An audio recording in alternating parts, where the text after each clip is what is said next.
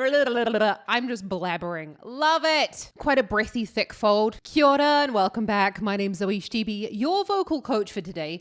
And in today's video, I am so excited. Evanescence performed on the Kelly Clarkson show singing Better Without You. Where did Evanescence go? Where have they been? Literally frozen in time. It was like my childhood in a bottle. I'm so excited to see what Amy Lee is up to with her vocals. So without further ado, let's get to the video. Give it up for Evanescence! I love Evanescence.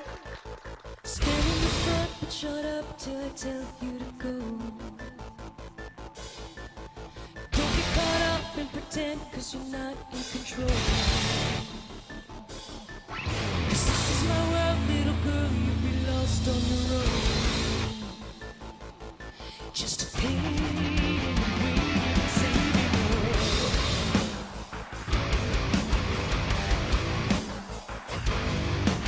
Do you a favor and save you the silent line. Don't worry your pretty little head about the future, it's all fine. Whether you're wrong or you're right, doesn't matter, you're not up to the fight. Keeping my head down. I know there's going to be a big note. Okay, she's leaning up to it. It's Amy Lee after all. 10 years since their last album came out. That is pressure. Quite a breathy, thick fold further down the range. I've literally never, this is my first time, absolutely literally first time listening to the song, so I've got no idea what the words are, but the melody is quite simple. What happens is with a breathy sound is the vocal folds are open. They open and close from the back. Okay, they don't sit like this, but they sit like this, and they open and close from the back. So she's just allowing a little bit of breath through. You can create that sound by, if you're trying to sound like a bit of a warm, comforting kind of radio show. I'm just blabbering. Love it. Okay, I'm waiting for these big notes though, Amy Lee. I'm ready for them. Everyone comes in going, I want to sing this song like Amy Lee. Let's keep watching.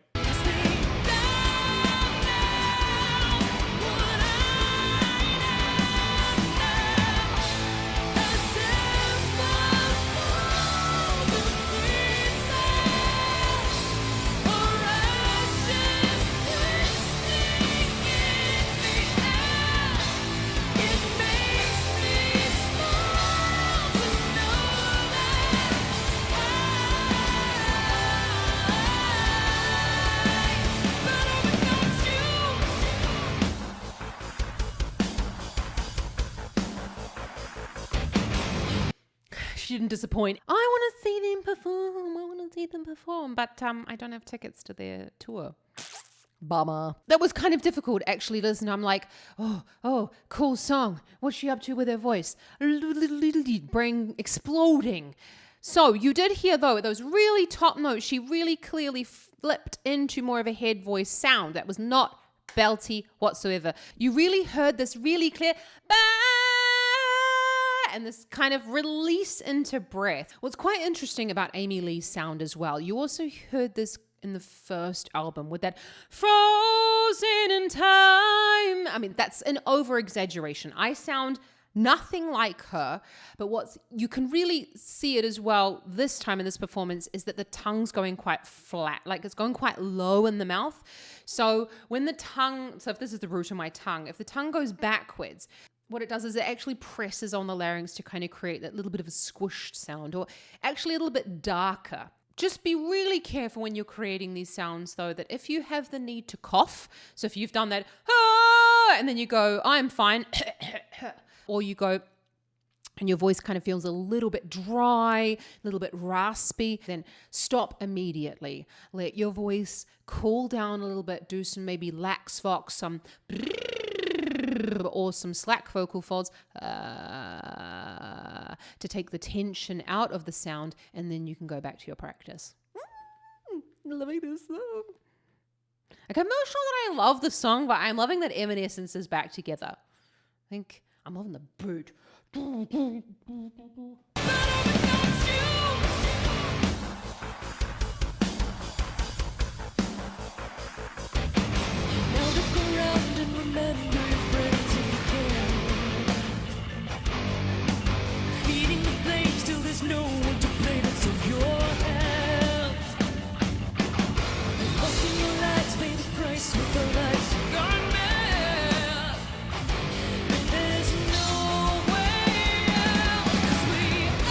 If Amy Lee was standing right here, I would want better vocal fold contact on those lower notes with it da da da da da da da da da da, because you can really hear on some places she wants to go for volume, but in order to kind of create a louder sound inside her head, and this is literally just to do with acoustics, so it's not my opinion, this is just what happens. When you bring the tongue further backward, you get more of a reflection of the sound back into your own head, so it sounds louder to you, but it sounds quieter to your audience out here. You can really clearly hear that as well when she went to kind of get a bit louder before going up to the chorus. So I recommend that people really spend time recording themselves, and then you can really judge the sound, because your mouth is here and your ears are here, and you've got to have the sound go all the way out and back around to your ears, which is usually you're hearing a reflection of the sound and not what's actually coming out of your mouth, which is why when you hear a recording of yourself, you're often like, is that what I actually sound like? Yeah, it is actually what you sound.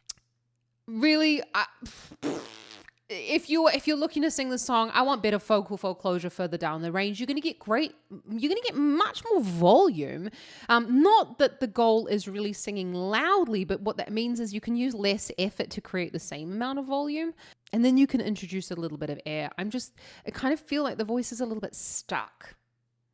I mean, she's Amy Lee. She has had an amazing career. She has an amazing career. So, like, who the fuck am I to say what she should and shouldn't do? I'm just saying, if you are, as a student, wanting to come and sing this song with me. But anyway, let's keep watching. She's going to go for those high notes. I know she is, because it's Amy Lee.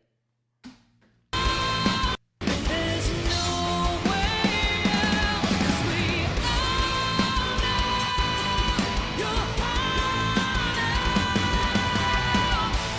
As embers fall to pieces, Black tongue, you can really see it. ashes twisting in the air. It makes me small to know that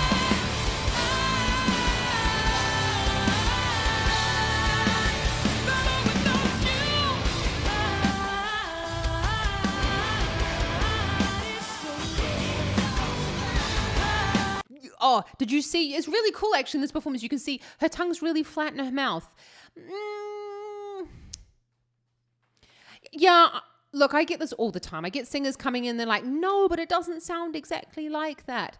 Look, Amy Lee sings the way that she does, and I don't know what she's working on with her teacher. When I'm working with professionals, I generally have a rule of if it ain't broke, don't fix it. So you don't have a singer like Amy Lee come into the studio and you go, so this is what I think you should do. No, you would say, what are you trying to achieve? Where are you having problems? And then you work on that part of the technique. And if it comes to the point where she's like, yeah, well, I'm actually struggling with the higher parts of my range, then you go in and work on the tongue position.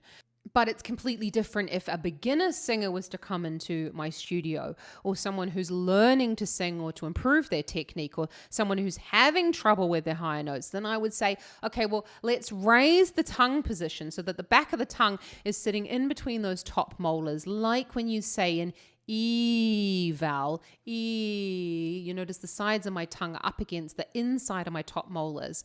And that allows for greater space here at the back of the mouth, and it allows for greater resonance as well. But I would only do that if someone was, as I say, a beginner, or if they were having trouble with those notes, not Amy Lee herself. Just want to really make that clear.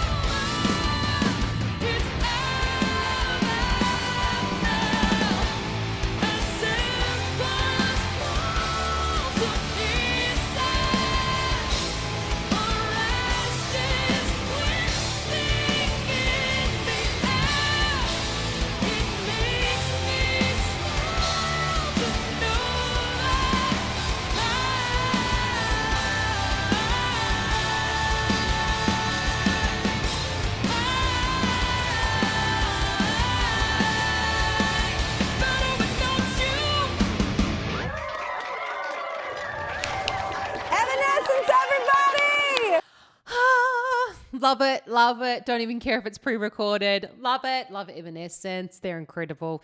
Okay, I was just like pointing out because you can really hear she was flipping up into kind of a falsetto-y sort of sound there.